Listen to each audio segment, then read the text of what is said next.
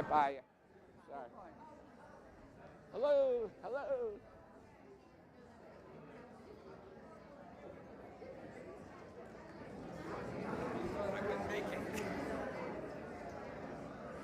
Good morning, Sarasota. Please rise. Can I get a microphone here? Please rise and by the Andor Spirit for our opening hymn, There Is More Love Somewhere.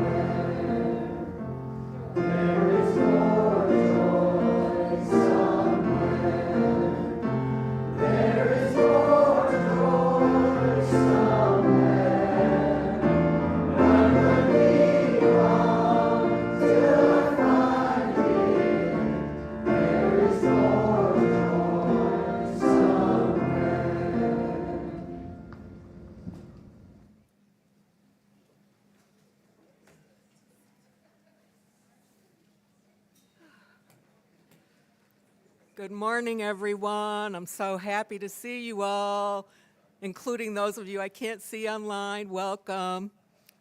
You can't hear me? Oh, okay. Thank you, AV team, for getting me plugged in. I'm Linda Billings. I'm president of the Board of Trustees of this congregation. And again, I welcome you all. We invite our visitors, and of course our members, to participate in any of our events, of which there are many. If you're not yet subscribed to our weekly newsletter, please do so. You can do that right outside the sanctuary at the welcome table.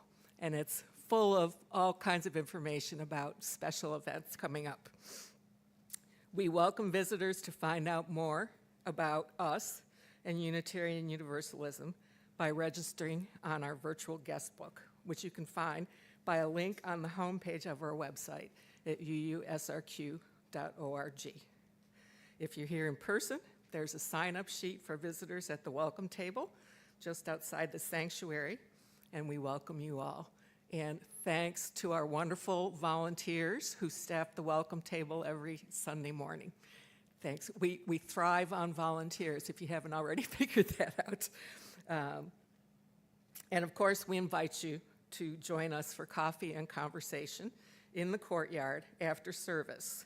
Thanks to our wonderful volunteer hospitality committee for providing refreshments, and to Lisa Keith for making our coffee. Today, it's the first Sunday of the month, and every first Sunday of the month, we have a new member signing in Reverend Jay's office in the Lexout wing. So if you're interested in joining us, please join us at 11:45, grab your coffee and cookies, and we'll sign you up, and you can join the crowd. I also want to mention that tomorrow is our next congregational conversation at 6:30 on Zoom, where you can talk with some members of the board about our draft goals for the coming year, and ask us any questions you might have. I also want to mention that the UUA General Assembly business sessions are taking place June 14th to June 16th.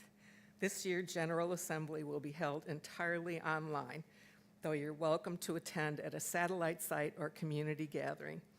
We're eligible to send at least 10 delegates this year. If you're interested in becoming a delegate for our congregation, please contact Ann Foy. So we look forward to getting to know each other, and make sure to wear your name tags so we can greet you by name. Thank you.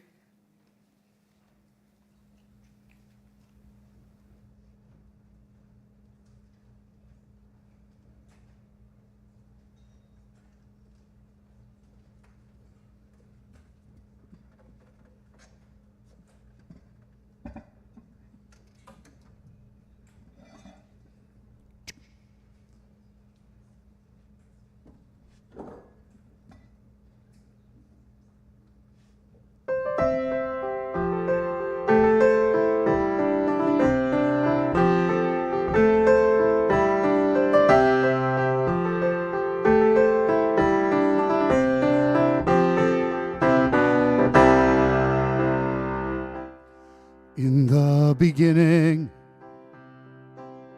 there was the cold and the night.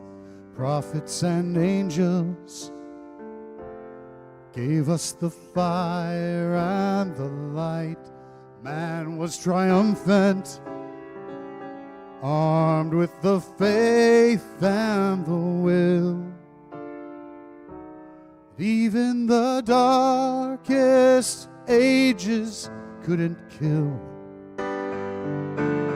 Too many kingdoms, too many flags on the field, so many battles, so many wounds to be healed. Time is relentless, only true love perseveres. It's been a long time, and now I'm with you. After 2,000 years,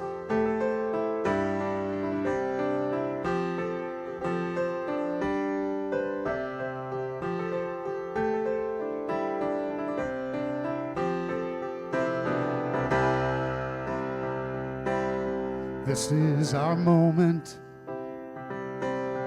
Here at the crossroads of time, we hope our children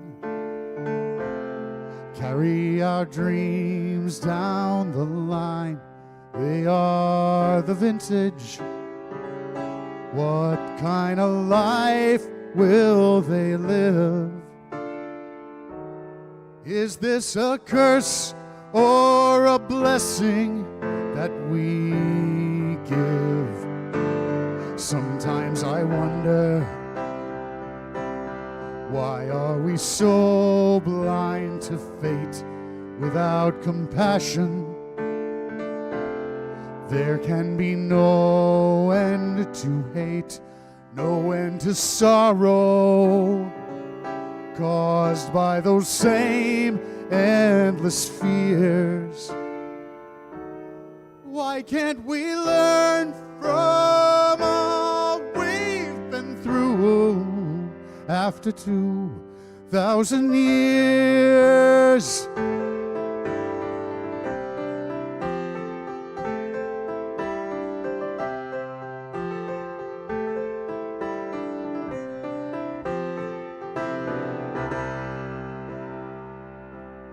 There will be miracles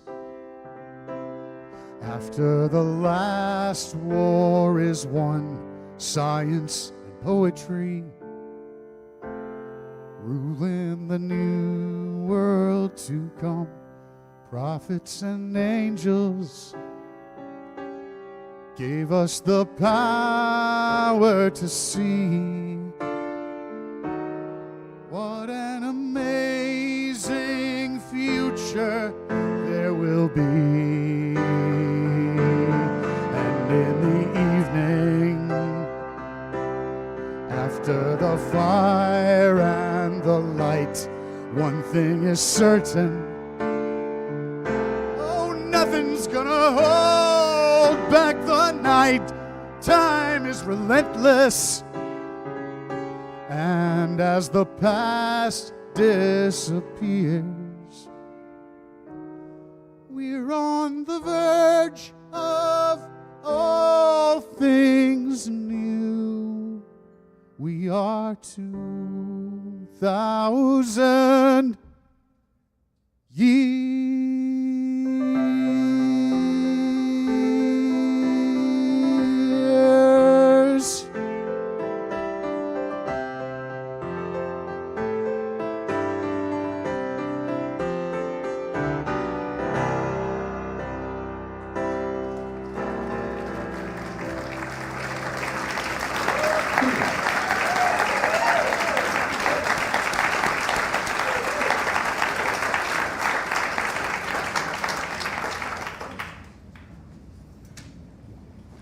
Thank you, Dorian. I also want to give thanks to Bruce Essinger, who unfortunately, Don is out sick today, and Bruce was able to jump in and help us out today. So thank you, Bruce. Yeah. So welcome to this religion. In the midst of a government filled with corruption, we are a religion of ethics. In the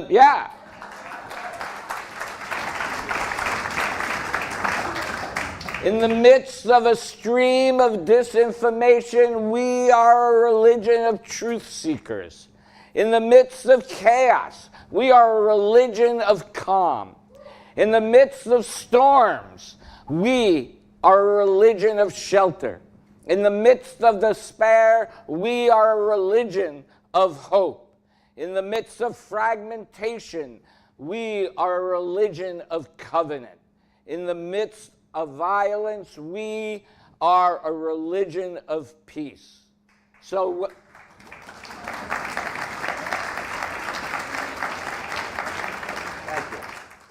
So welcome today, whether for the first time or for the thousandth. We gather together week after week after week to remind us of our best selves, to connect us to our deepest values, and to show our commitment to living a life and building a community based on our values. And so as a way of signifying that, we will light our chalice this morning, and please join me as we light it, affirming our value of transformation, which is printed in your order of service and will be on the screen behind me in a moment. We adapt to a changing world. We covenant to collectively transform and grow spiritually and ethically. Openness to change is fundamental to our Unitarian Universalist heritages, never complete and never perfect.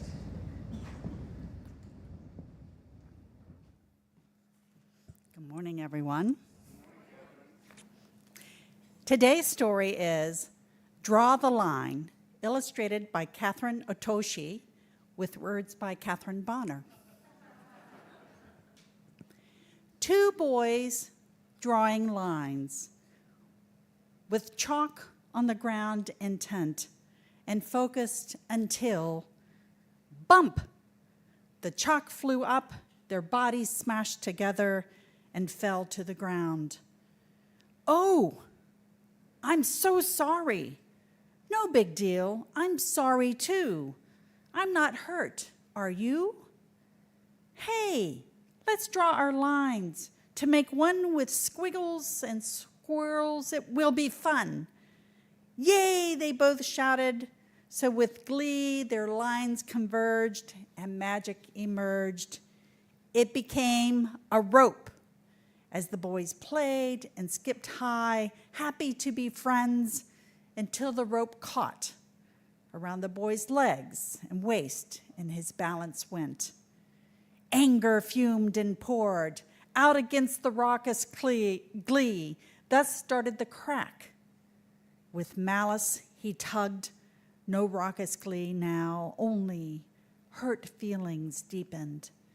Back and forth they tugged, each pull a new slight and grudge, splintering them more. The cracks became wide, then a crevice appeared too, with their tug-of-war. The burn of the rope made them lose their grip at last, killing their friendship. "This is all your fault, this impassable divide," they each yelled out loud. In silence they stood, anger clouding their minds and hearts broken in half. As they stood and calmed, reason returned, and sadness at how to forgive. "Where are you going? There must be something to do to bridge our divide." One boy knelt to think of past times together and felt his friend close by. "I'll start here with lines where our differences are small to pull us closer." I smiled to my friend. "Hey, I've started to fill. Come join me," I said. So they chalked and filled the rift they had created, sharing time as one, until with a laugh, grinning, they realized they'd colored with love, making a new path forward to life's magical, mysterious light. In friendship and care, forgiving and forgiven, not drawing a line. Too often, the collective we and the individual we find ourselves being divided against each other. It could start with a mistake, a misunderstanding, or a manipulation from others trying to keep us focused on the cracks so that we don't see the big picture of what's really going on. And when those cracks become huge, we forget that those on the other side are just like us, humans with the same human frailties, imperfect and needing love and support. But with some courage, we have the capacity to start filling in the cracks, to bring us back together and to remember that we are friends. It's not easy. It will take some effort, forgiveness, and empathy, but it can be done. I now invite any children and youth to join me and Miss Kristen in the West Wing as we kick off our summer of fun. Thank you.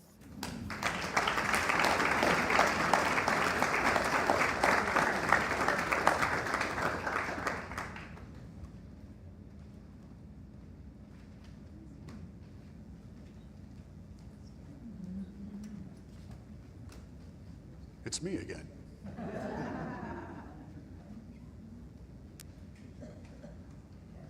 With different accessories.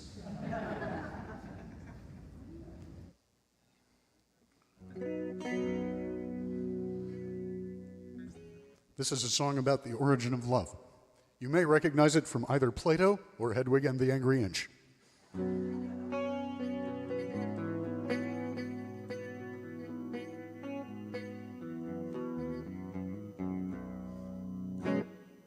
Can we hear me?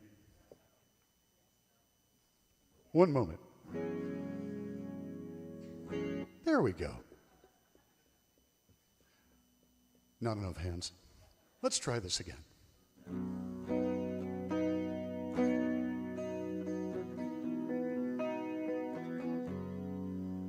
When the earth was still flat and clouds made of fire and mountains stretched up to the sky, sometimes higher. Folks roamed the earth like big rolling kegs. They had two sets of arms, they had two sets of legs, they had two faces peering out of one giant head, so they could watch all around them as they talked while they read. And they never knew nothing of love. It was before the origin of love.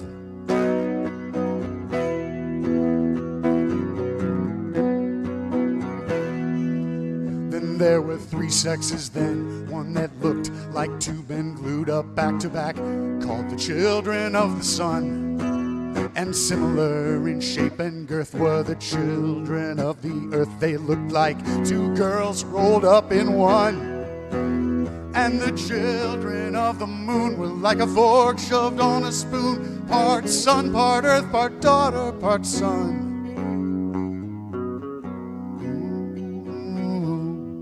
The origin of love.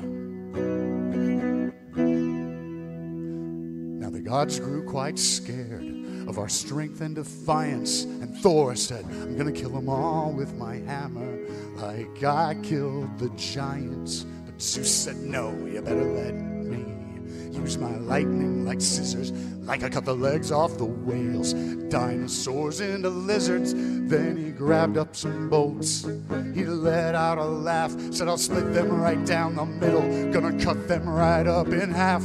Then a storm cloud gathered above in great balls of fire, and then fire shot down from the sky in bolts like shining blades of a knife, and it ripped right through the flesh of the children of the sun and the moon and the earth. Then some Indian god sewed the wound up to a hole, pulled it round to our belly to remind us the price we paid. Then Osiris and the gods of the Nile gathered up a big storm to blow us all away in a flood of wind and rain and a sea of tidal waves to wash us all away. And if we don't behave, they'll cut us down again. Well, we'll be hopping round on one foot and looking through one eye.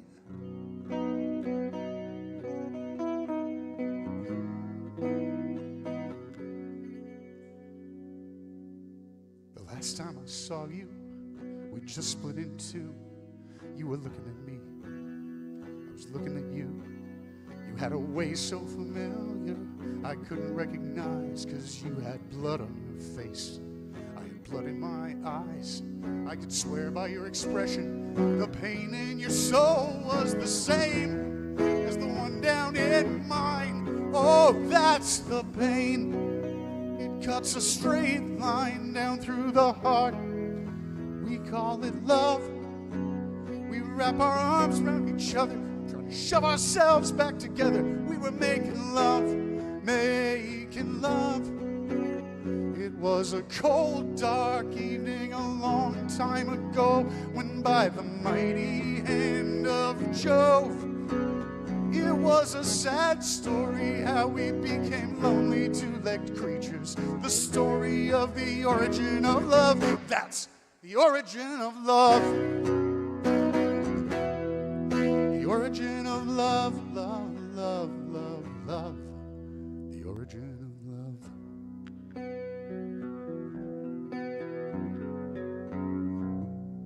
Bravo. Thank you.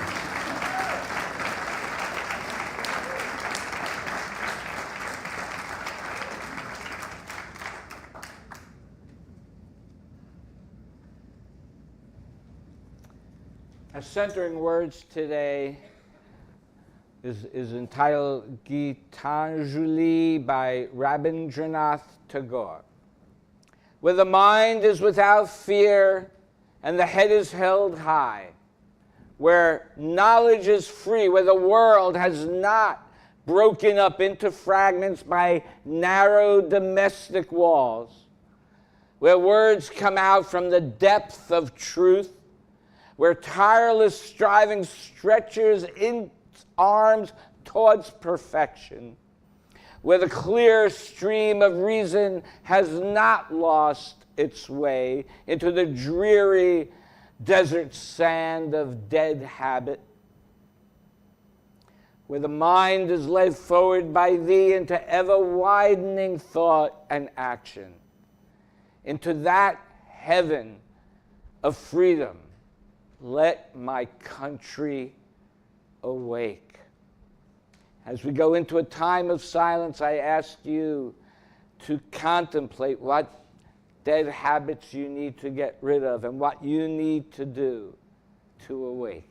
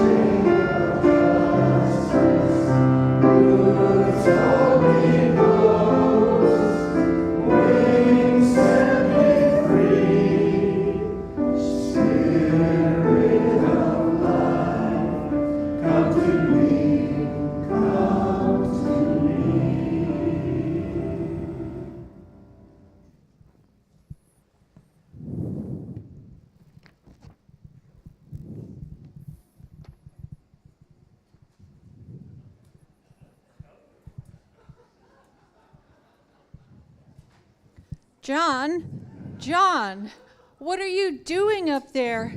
Get down. If you fall, you'll kill yourself. That's the idea. I'm ready to give up. Nobody loves me. God loves you. Do you believe in God? Yeah, Well, that's good. Are you a Christian or a Jew? Christian, Me too. Protestant or Catholic? Protestant. Me too. What denomination? I'm Baptist. Me too. Northern Baptist or Southern Baptist? I'm Northern Baptist. Me too. Northern Conservative Baptist or Northern Liberal Baptist? Northern Conservative Baptist. Me too. Northern Conservative Baptist Great Lakes region or Northern Conservative Baptist Eastern region? Northern Conservative Baptist, Great Lakes region. Me too. Northern Conservative Baptist Great Lakes Region Council of 1979 or Northern Conservative Baptist Great Lakes Region Council of 2012. Northern Conservative Baptist, Great Lakes region, Council of 1979. You heretic. Go ahead and jump.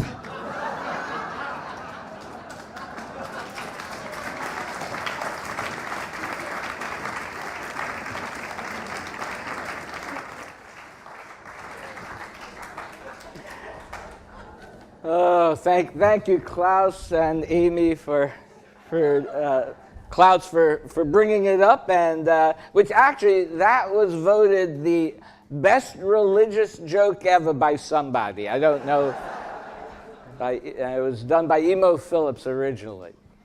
So I want to pair that with a reading by Rabbi Jonathan Sachs, Not in God's Name.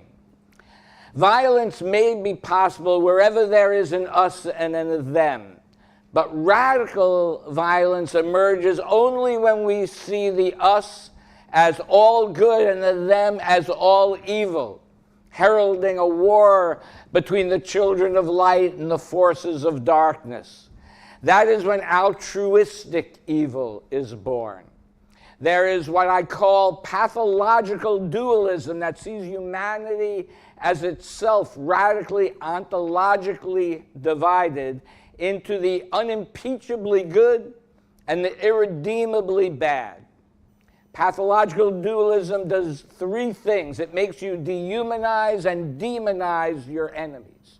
It leads you to see yourself as a victim and allows you to commit altruistic evil, killing in the name of the God of life, hating in the name of the God of love, and practicing cruelty in the name of the God of compassion. So in the name of building a community of good, and in the name of building a community of compassion, we now take our morning offering. Please be as generous as you can. For those online, there is a link in the YouTube video. And for those here, if you don't have cash, there is a QR code in your order of service and on the screen behind me. Let this sacred time begin.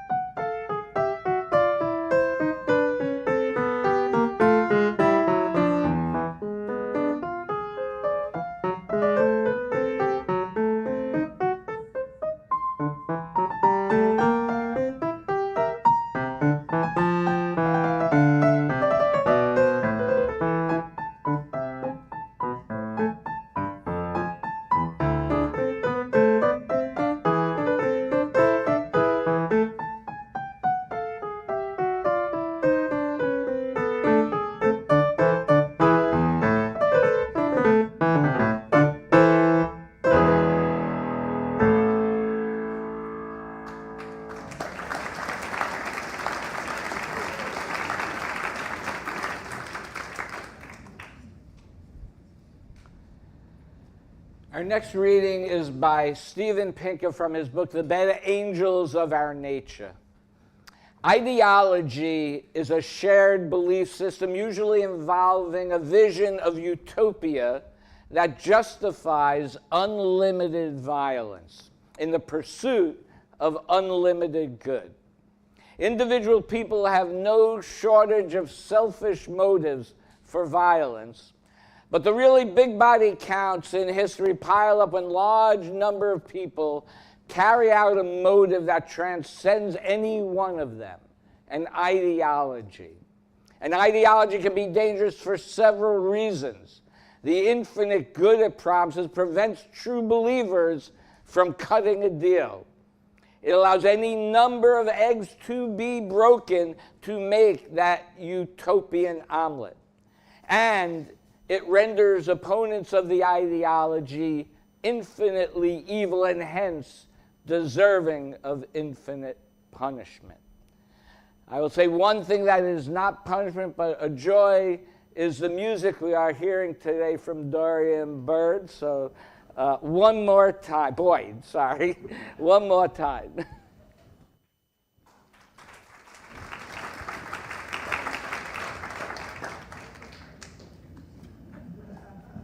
Thank you, sir.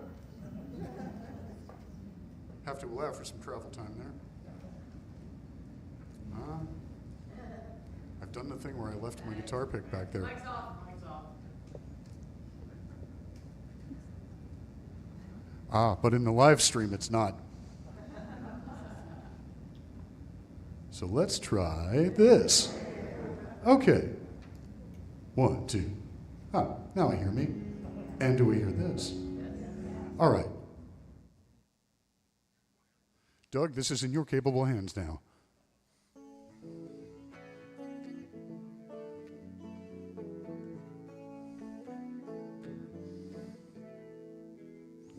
Galileo's head was on the block. The crime was looking up the truth.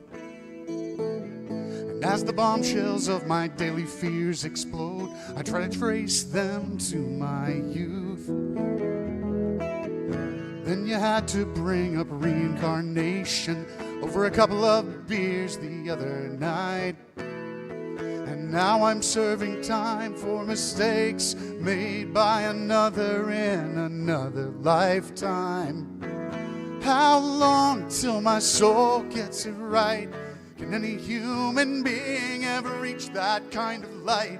I call on the resting soul of Galileo, king of night vision, king of insight. Then I think about my fear of motion, which I never could explain. Some other fool across the ocean years ago must have crashed his little airplane. How long till my soul gets it right? Can any human being ever reach that kind of light? Except for the resting soul of Galileo, king of night vision, king of insight. I'm not making a joke, you know me, I take everything so seriously. If we wait for the time till all souls get it right, then at least I know there'll be no nuclear annihilation. In my lifetime, I'm still not right.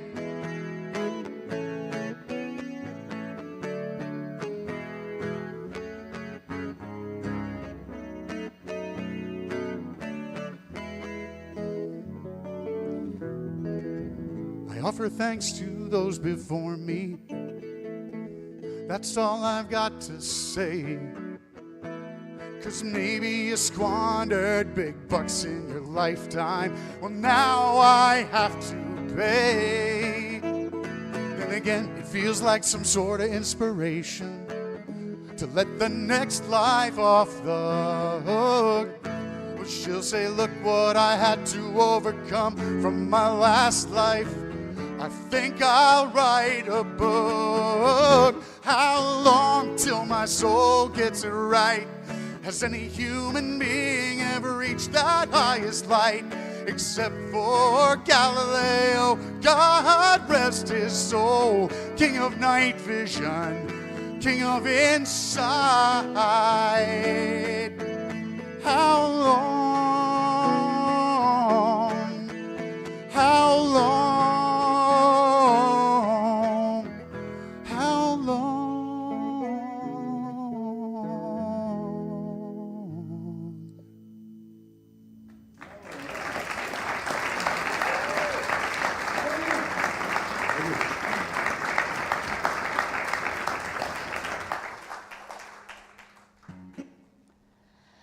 So, as part of the auction each year, I offer a sermon topic for any a choice of topic for a member. Of course, I do get to reject it if I don't particularly like it.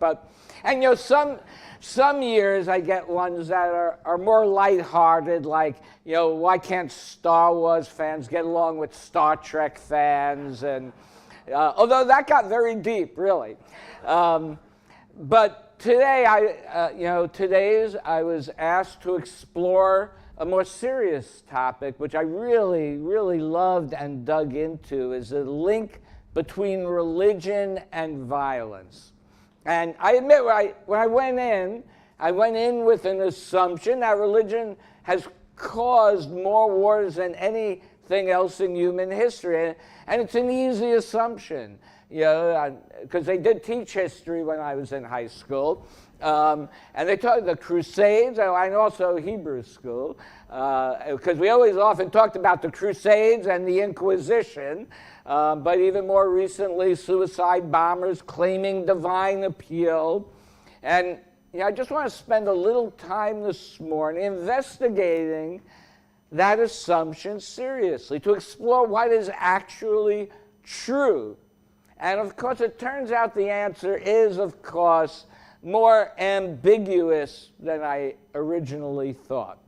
The 20th century, the most secular and scientific in human history, was also by far, by an enormous margin, the most violent in our history. We had the Holocaust, Stalin's purges, Mao's Cultural Revolution, the killing fields of Cambodia, the First and Second World Wars. None of these horrors were religion-inspired. But let me offer you a fuller picture, because like most things in life, it's much more nuanced and has several layers. So for most of human history, we lived in small bands as hunter-gatherers, and while life was hard, organized warfare as we know it was largely absent. There was little surplus to fight over and nothing to conquer. Then roughly 10,000 years ago, humans learned to farm. I never learned to farm, but humans learned to farm. And agriculture changed the course of our history in ways we don't even think about. For the first time, human beings produced more food than they ever needed for their own personal needs. Right? And out of this, kingdoms were built. More land for agriculture had to be acquired to support a system that grew around agriculture. A warrior aristocracy whose entire function was to seize land and was created. As Karen Armstrong points out in her book, Fields of Blood, in nearly every agrarian civilization, a small elite expropriated the wealth produced by the peasants in order to fund their own armies and palaces. Violence and inequality were built into the system of agriculture. And because these societies infused everything with the sacred, violence was draped in religious language. The pharaoh was a god. The king ruled by heaven's decree. As Rabbi Jonathan Sachs writes, religion in this ancient form entered the world as a vindication of their power. So I want you to just stop and look at what is happening. Religion is not the engine of the violence. The engine is competition for scarce resources, land, grain, labor, persecution of Rome, and persecution of Rome. And then, in the 4th century, the Emperor Constantine adopts Christianity as the religion of Rome. And within a few generations, right, the faith of the martyrs becomes the official religion of the Roman war machine. The same empire that crucified Jesus for his teachings started conquering in his name. The gospel did not change. The politics captured it. And this, I think, is the key to the whole question. It is not that religion is peaceful and gets corrupted, nor that religion is violent and occasionally restrains itself. It is that religion is one of the most powerful forces human beings have ever discovered for binding a community together. Matter of fact, the word religion comes from religio in Latin, which means to bind. And anything that powerful that can bind large groups of people together, it will be seized by whoever wants to wield power. Sachs says it precisely. Religion is, and I quote, the most powerful force ever devised for the creation and maintenance of large-scale groups, end quote. It solves the problem of trust between strangers. But the very thing that lets a faith embrace 10,000 strangers as kin also draws a line around them. And everyone outside that line becomes a them. With industrialization, the old agrarian empire gives way to the nation state. And the nation takes over religion's ancient role. It becomes the new sacred. Right? We sing, think about it, we sing anthems. Right? It makes our hearts swell at the beginning of every sporting event. Right? I just heard it the other night when the Knicks won, as a matter of fact, just pointing that out. We pledge allegiance, right, to the country, to the flag. We consecrate the fallen as having made the ultimate sacrifice. We speak of hallowed ground. If you doubt the nation has become sacred, ask yourself, for what idea are people in our times willing to kill and die? Now, in the 1500s, right, Michael Servetus was killed for arguing against the Trinity. I don't think anybody's being killed for arguing against the Trinity today. It's the flag, it's homeland, it's nation.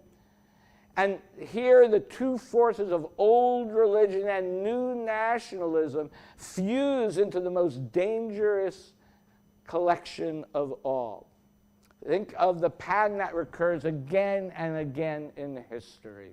A community feels humiliated, colonized, occupied, impoverished, told that its entire way of life is backwards and must be dismantled. And under that pressure, it does something very human. It turns inward, right? It retreats into an enclave of fierce, purified identity. And often that purified version is not the tradition's deepest self or original self at all, but rather a distortion of it, a rigid thing that the founders would not even recognize. And from inside that enclave, if a path to power opens, the movement takes it.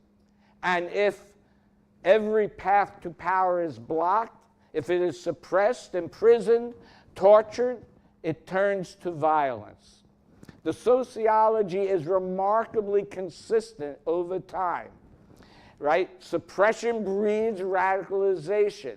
Radicalization breeds demonizing outsiders. As the earlier reading from Sachs stated, the final step of pathological dualism, the splitting of humanity into all good or all evil, The person who kills believing they are doing God's work or history's work or the nation's work sleeps soundly often at night. Now let me bring this to the hardest, most complex, nuanced case in the world today, Israel and Palestine. People reach for it as great proof that religion poisons everything. Two peoples, three faiths, one holy city, endless violence over millennia upon millennia. Well, for the first 25 years of Israel's existence, its leadership was aggressively secular, largely atheists. Their wars with their neighbors and the dispossession of the Palestinians were fought not for religion, but for nationalism, but for land, security, a state. The PLO, working for Palestinian rights, was a secular organization, a group that was focused on, but, so going back, I'm sorry, they were, but Hamas, which is a newer group, was an offshoot of a group called Mujama, a group that was focused on religious, social, and charitable outreach to Palestinians. As I discussed before, when they saw that their work was not achieving their goal of statehood and the people felt powerless, they resorted to violence. The cycle seems to continue endlessly. That suppression leads to radicalization and violence. What we are watching is, at its root, two nationalisms contesting the same territory. Religion has been poured into that conflict, sacralizing the land, making compromise feel like apostasy on both sides, turning a fight over borders into a cosmic war. But to call it a religious war is to mistake again the fuel for the fire. The fire is dispossession and fear, and the human longing for a homeland for both peoples. Religion is making it burn harder and making it burn hotter and harder to put out. But the past has shown us it doesn't have to be this way. It doesn't.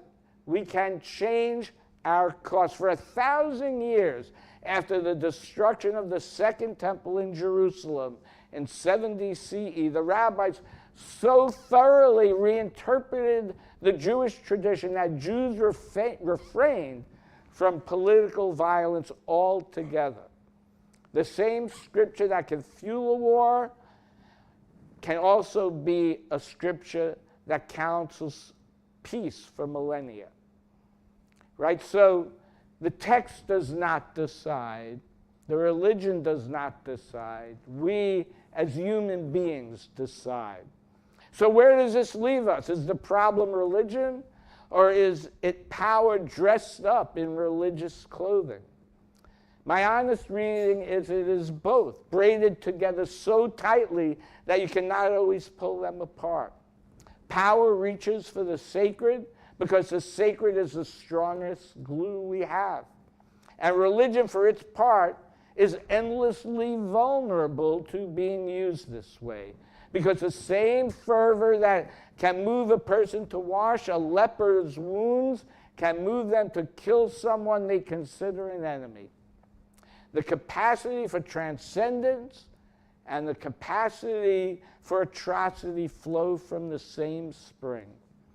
And perhaps you are thinking, as I did, that maybe humans are simply violent animals, and all of this religion and nationality and ideology is just a costume that our cruelty wears. Human beings have repeatedly found in battle a kind of ecstasy, a self-transcendence. The soldier who says the war was the most alive they ever felt is telling a truth we would rather not hear. The ancients knew this too, which is why in many civilizations, warriors were ritually segregated from the rest of society, set apart by the very violence their people demanded. But I do not think that is the end of the story. And here I stand with Steven Pinker, who the book titled Better Angels of Our Nature argues that violence has been declining for centuries. Rates of murder, war, torture, cruelty to children, cruelty to animals are all down dramatically over the long arc of history. We are statistically living in one of the most peaceable eras our species has ever known, he writes.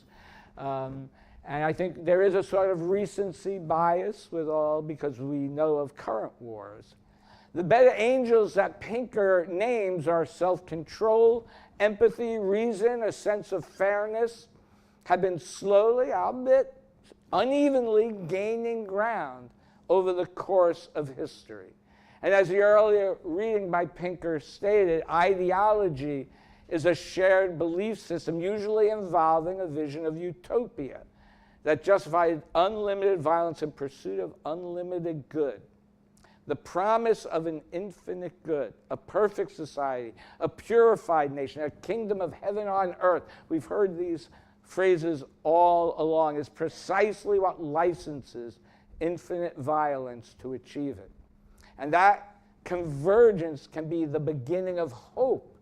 I want to point that out. Because if you actually return to the headwaters, to the spring from which all these religions start from, not what empires and nations later made of them, but their origins, you will find something remarkable. You will find again and again a protest against exactly this type of violence. In Judaism, the first patriarch, Abraham's founding act, is to welcome strangers at his tent and feed them. The deepest command in the Hebrew scriptures, repeated more than any other, is to love the stranger. For you were strangers in the land of Egypt. Memory turned into mercy. Jesus blessed the peacemakers and told us the kingdom belongs to the poor. The Buddha walked away from a palace and riches to teach that craving and aggression are the roots of suffering and that compassion is the way out. Islam was born as a protest against the structural cruelty of Mecca, a demand to, and at its base, its foundation, Islam is a demand to care for the orphan and the widow and the poor. Islam begins every chapter of the Quran, except one, with the invocation of God as compassionate and merciful. So strip away the empires and the nations that captured these traditions, and at the center of every one of them, you will find the same stubborn conviction that the stranger is sacred, that the poor have a claim on us, and we are responsible, that mercy is stronger than violence. That conviction is our inheritance as Unitarian Universalists. We do not ask you to check your reason at the door, and we do not ask you to abandon the wisdom of ancient traditions. We hold both together. We covenant to affirm the inherent worth and dignity of every person, which is simply our way of saying we reject pathological dualism, which is, and we will not divide the human family into good and evil. We will not let anyone be made into a them. The violence of the world is a problem with humanity, with our endless hunger for an us that requires a them. No theology or secularism will save us from that. What might save us is the slow, unglamorous work the better angels have always done, right? Extending the circle, widening the us until at last there is no one left outside of it. Lessening the destruction that inequality causes, building trust through our commitments to justice, equity, and compassion. The work does not belong to the prophets and the martyrs alone. It belongs to whoever will take it up at this hour, in this city, at this time, in this tense and frightening moment. It is our commitment to this common life. It belongs to us, to all of us, to each and every one of us, to live out our values in the world. Now, we are not going to end violence in the world this morning, but we can refuse today to add to it. And we can continue to widen our circle. This is something. In fact, it may just be everything. May it be so. Please rise and by the Andor Spirit for our closing hymn, number 305, De Coloris.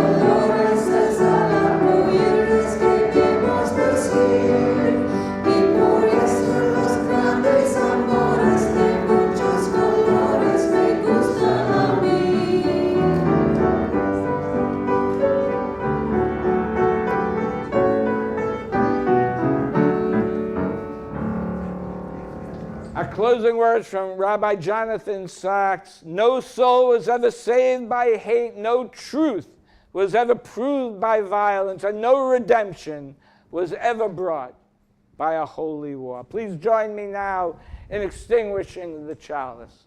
We extinguish this flame, but not the light of truth, the warmth of community, or the fire of commitment. These we carry in our hearts until we are together again. Thank you for your presence here today. Go forth and make peace